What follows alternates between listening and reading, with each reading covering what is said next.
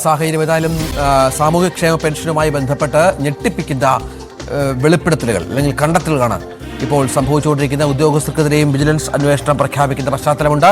കോട്ടയ്ക്കൽ നഗരസഭയിലാണ് ഇത്തരത്തിൽ വ്യാപകമായ ക്രമക്കേട് ആദ്യഘട്ടത്തിൽ റിപ്പോർട്ട് ചെയ്തിട്ടുള്ളത്. കഴിഞ്ഞ ദിവസങ്ങളിലൊക്കെ സർക്കാർ ഉദ്യോഗസ്ഥരിൽ പലരും തിരുവഞ്ചൂർ രാധാകൃഷ്ണൻ MLA ടെലിഫോണിലായിരുന്നു. തിരുവഞ്ചൂർ രാധാകൃഷ്ണൻ, ഇത് ഇപ്പോൾ കോട്ടയ്ക്കൽ നഗരസഭയിലെ ഒരു കണക്കാണ് പുറത്തു വന്നത്. 42-ൽ 38 പേരും സാമൂഹ്യക്ഷേമ പെൻഷൻ വാങ്ങുന്നവർ അനർഹരാണ് എന്നുള്ളവരാണ്. ഇത് ഒരു 60 ലക്ഷത്തോളം ജനങ്ങൾക്ക് പ്രയോജനപ്രദമാകേണ്ട ഒരു സംവിധാനം അതെങ്ങനെയാണ് ഇത്തരത്തിൽ ക്രമക്കേടുകളുടെ കൂടാരമാകുന്നതെന്നാണ് താങ്കൾ മനസ്സിലാക്കുന്നത്? ക്രമക്കേടുകൾ നടത്തുന്ന ആളുകൾക്കെതിരായിട്ട് നടപടിയെടുക്കണം, സ്ട്രോങ് ആയിട്ടുള്ള നടപടിയെടുക്കണം.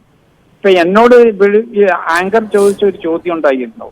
കോട്ടയം നഗരസഭയിലെ ഒരാളിനെതിരായിട്ടുള്ള വിജിലൻസിലേക്ക് വിടുന്നുണ്ട്.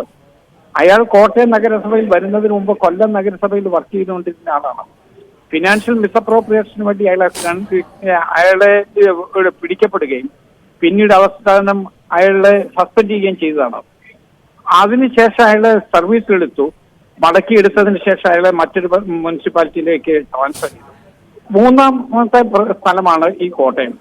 ഇവിടെ വന്നിട്ടാണ് 3.5 കോടി രൂപയോളം തിരിമറി നടത്തിയതായിട്ട് ബോധ്യപ്പെടുന്നത്. അപ്പൊ ഇങ്ങനെയുള്ള ആളുകളെ വെച്ചു പൊറുപ്പിക്കുന്നത് ശരിയല്ല. അവർക്ക് കിട്ടുന്ന പിന്തുണ സ്വാഭാവികമായിട്ട് അത് മിസ്യൂസ് ചെയ്തുകൊണ്ടേയിരിക്കണം. അത് വരാതിരിക്കുന്നതിന് വേണ്ടിയുള്ള സ്ട്രോങ് നടപടികൾ ഗവൺമെന്റിന്റെ ഭാഗത്തുനിന്നുണ്ടാകണം. ഇനിയെങ്കിലും ഉണ്ടാകും എന്ന് ഞാൻ പ്രതീക്ഷിക്കുകയാണ്. ഇപ്പൊ വന്നിരിക്കുന്നത് വിജിലൻസ് അന്വേഷണത്തെ വിടുന്നു എന്നാണ്. 2 മാസം മുമ്പ് വിജിലൻസിന് വിടുന്നു എന്ന് ആദ്യം ഒരു വാർത്ത കേട്ടതാണ്. പക്ഷേ അതിന്റെ നടപടികൾ എന്തായി എന്നുള്ളത് ഒന്നും അറിയില്ല. ഇപ്പോഴും വിജിലൻസിൽ വിടുന്നു എന്നാണ് പറയുന്നത്. ഞാൻ പറയുന്നു, ഇതുപോലുള്ള ആളുകൾക്ക് നിർദാക്ഷിണ്യമായ നടപടി അവർക്കെതിരെ ഉണ്ടാകണം.